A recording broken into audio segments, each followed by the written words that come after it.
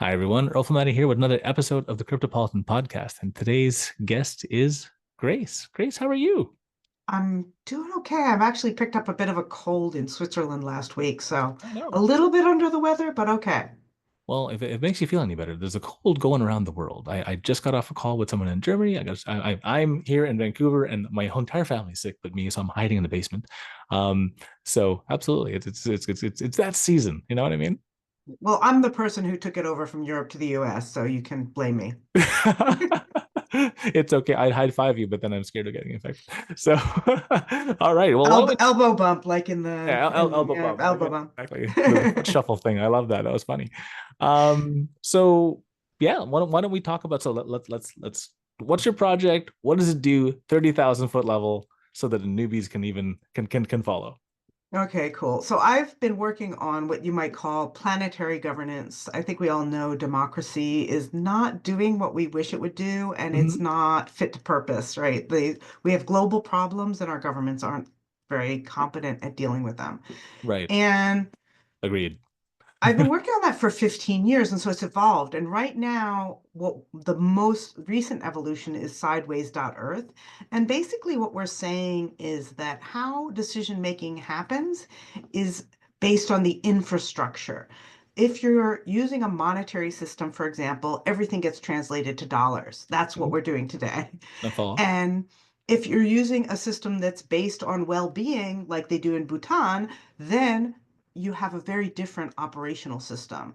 And Okay. so yeah, so we're looking at how can we create structures that will allow people to communicate in ways that are different from money, that are an evolution for a post-monetary society. And it's a very big question, but basically what we're trying to do is allow people to have freedom of association beyond just their country Hmm. passport or something like that. Yeah. That's a fascinating thing. So I just got back from a talk in the AI space, and Hmm. there's a kind of crossing over into the Web3 space, and it was again around the decentralization of democracy sort of thing because, like you said, like it's not working in its current form. But there was weird. It was weird because it was interesting. It was layers upon layers upon layers. Because right now, how decisions are made, where does the next hospital go? Where does the next street light go? Where does the next stuff go? Are a bunch of politicians in a room who have no data set, right? And so I like what you were talking about with Bhutan, where it's saying, okay, well, it's a wellness thing, right? Like, where does the hospital go, right? Don't think about it from Yeah. a dollars and cents kind of thing. Where are the most people hurt, and where's the epicenter of that? And let's take the hospital there so we can cure more and save more people, right? So now it's based on the value of life versus the value of the dollar, right? Which is what I like what you're Exactly. saying. So please continue. That's a fascinating subject. Yeah, I mean, the main thing is that we don't think very hard about how decisions are made. Like we have this idea that we're going to make a decision and then the Mm. decision will have like and that at that moment we're making a decision. But if you even think about like the simplest thing, like what am I going to have for lunch? It's actually a function of all this upstream stuff, like what was in the supermarket when I went last there, oh, when is my next meeting, blah, blah, blah. Like if you think about even the simplest decision in your life, it was made by all this stuff upstream of the decision. And Yeah, the, then the butterfly effect, they say, right? it's not just the butterfly effect. Yeah, it's like what are the avenues? And if the only way, if people think about money, they say it's a form of value or value transfer, but actually it's just a form of communication. Understood. People value different things. I value air, and that doesn't have a monetary value. So like even the Well, word, I also like breathing, so I agree with you. yeah, you're into that. I know a lot of people are into breathing, and and a lot of the most precious things in life, in fact, all the precious things in life can't be valued by money. And as soon as you put money on them, they're profane. Right. Well, I mean, the people were selling air from Canada, where I'm from, to China, right? Ooh, That's a horrible business model. But yeah, right. And you can see it becomes profane as soon as you put a price on it. yep, And absolutely. yeah, so I just say money is a communication method. And what other ways could we communicate each other about our resources on this earth? Hmm. So the sideways, we're starting with identity, which is, like it's a very, very hot topic. Like, what is Yeah. identity? But what we're talking about is not individual identity, but identity within a group. And so we're creating a system by which a group can vouch for your good standing. So you might say, Earl is a member in good standing of the Podcasters Association. What does that mean? It means he has good podcasting equipment. It means that he posts on a regular basis. It means this and this. And that's what good standing, like it's a good standing badge. And if you Mm. want to keep your good standing badge, you have to behave in those ways, something like Yes, that. And so you could say that's your reputation, but it's your reputation in a context. And that's really how reputation works. that You makes know, sense. yeah. I follow. So we're creating a system by which different communities, it could be a DAO, it could be an eco village, it could be a network state, it could be a refugee association, whereby different organizations can issue these good standing badges. And that way you can show whichever badge you want in a particular setting and be like, I have good standing in this DAO. Mm.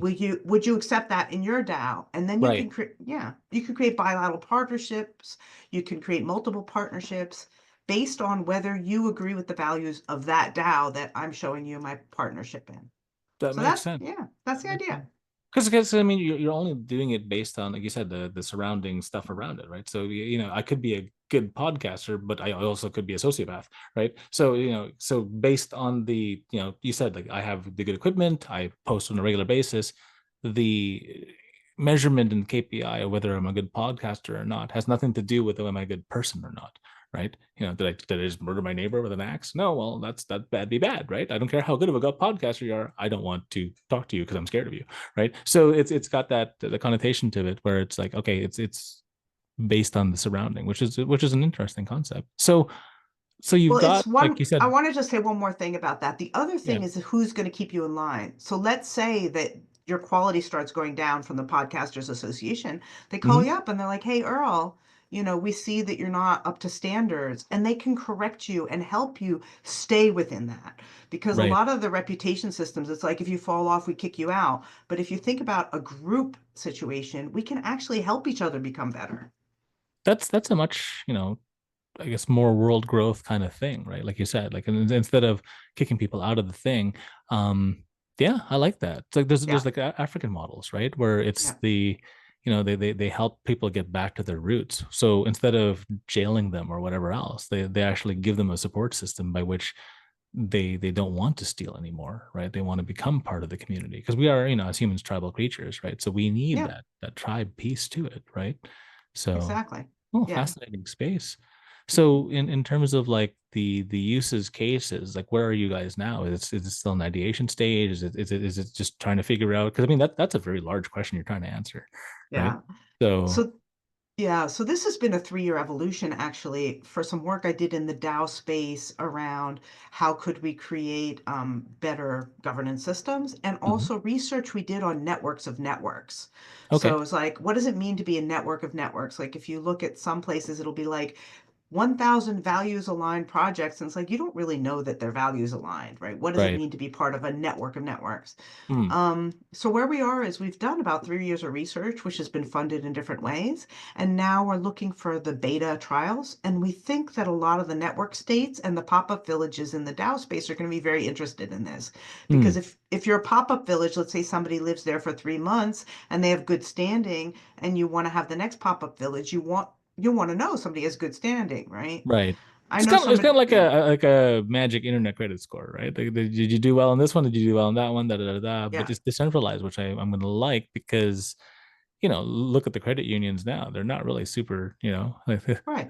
they say one thing and it's game over, right? But that's centralization for you, right?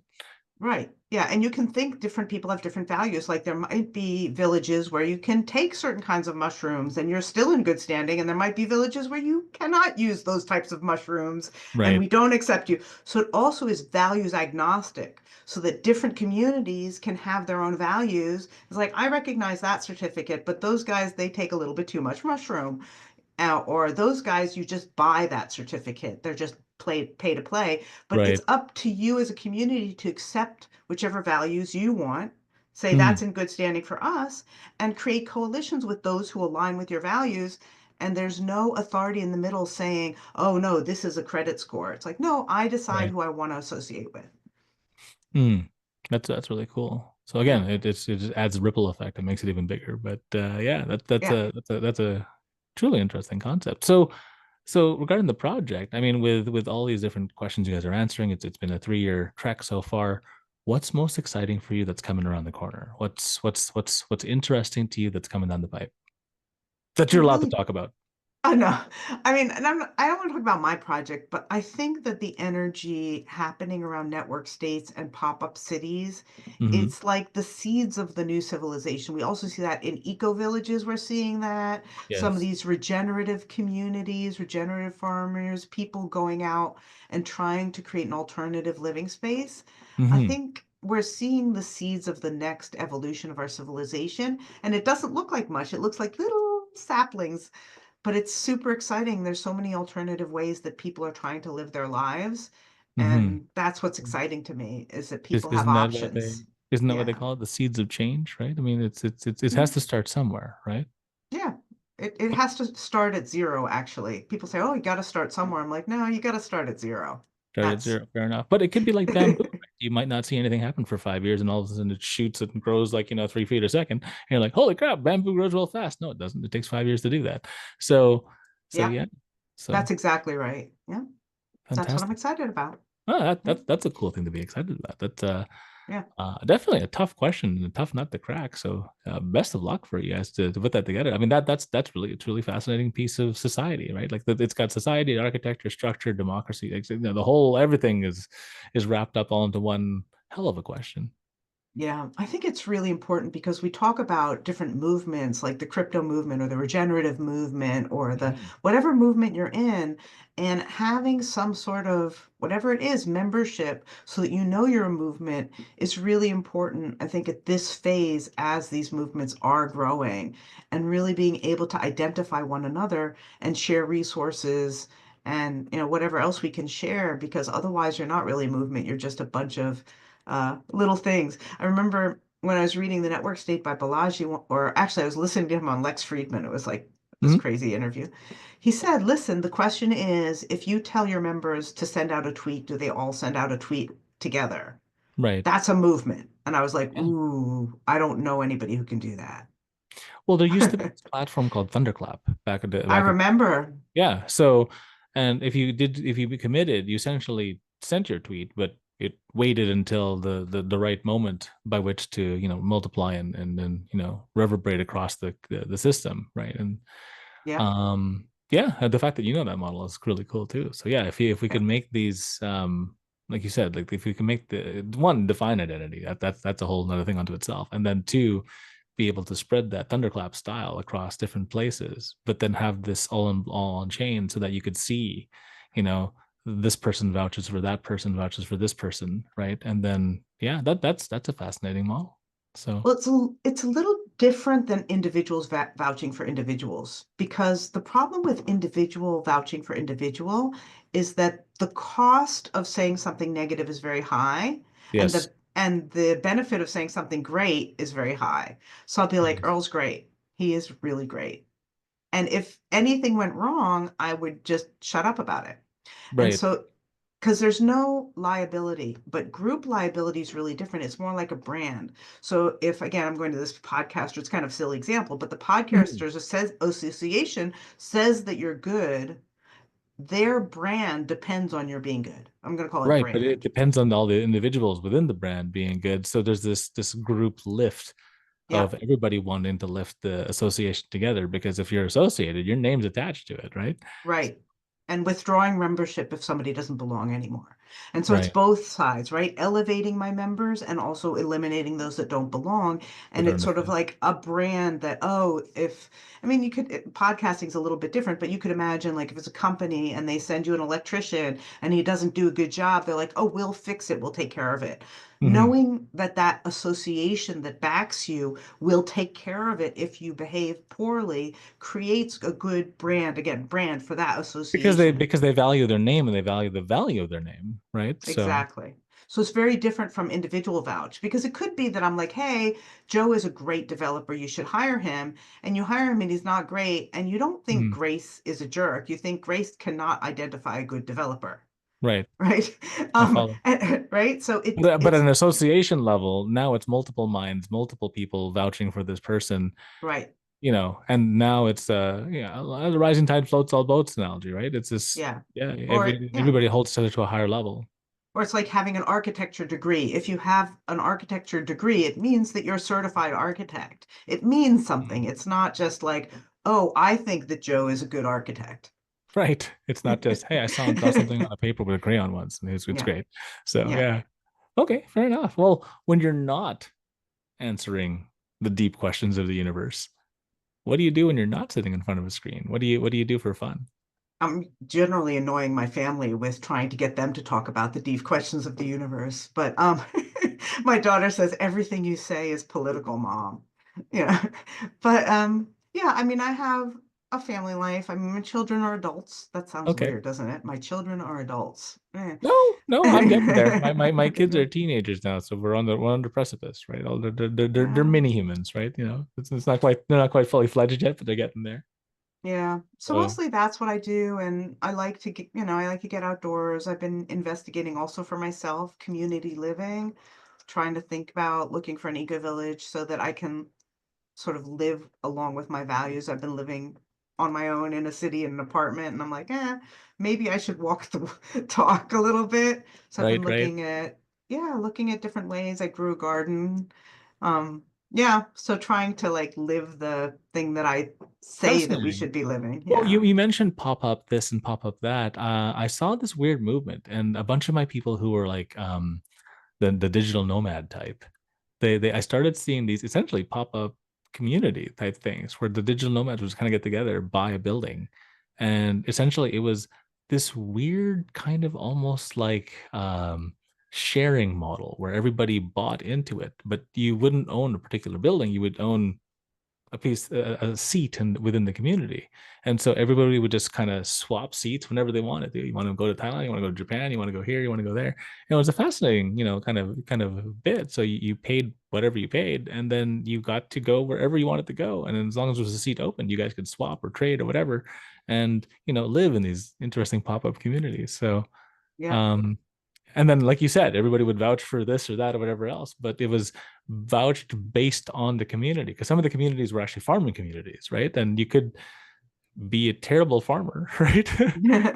So, but then that you wouldn't fit within that part of the society for the group, so they would recommend you try something else. They wouldn't kick you out because you bought into the collective, but they would Hmm. find to help you find your place and help you find your people, which I thought was a little fascinating uh, Super fascinating. piece of Yeah. infrastructure because you were just trying to define identity, and here I am looking at this thing going, I'm not that great a farmer, maybe I should do the other one where I can help do this sort of thing where it kind of fits within your skill set, right? Yeah. Well, I mean, even in a farm, you need somebody to fix the electricity. So you could be a techie person and be like, I know how to install solar panels. I'm not a green thumb, and I started taking like plumbing courses Right. because you need that too.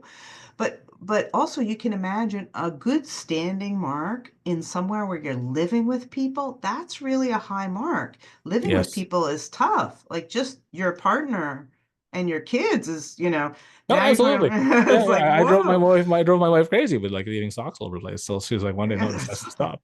And so yeah, so my sock valuation went up because I stopped throwing them everywhere. So yeah. So, Yeah. So if you've been living in that community for 3 years, even if you decide to leave and you have a good standing, I mean, it means you really do your share and that you work out your communication problems with people, which is our biggest problem today. So many people, I mean, even if you just think about the dating apps, it's just like swipe, swipe, swipe, right? mhm. It's like people are disposable. But if you live in community, you have to learn to work out your differences with people. And I think that's what You're I'm gonna see pointing them in at. like 10 minutes, right? So Yeah. And it used to always be like that. You lived in some village and, or right. whatever. But now everyone's anonymous on the internet, and there's no I guess there's no taking control of what you say, right? It's a keyboard warrior.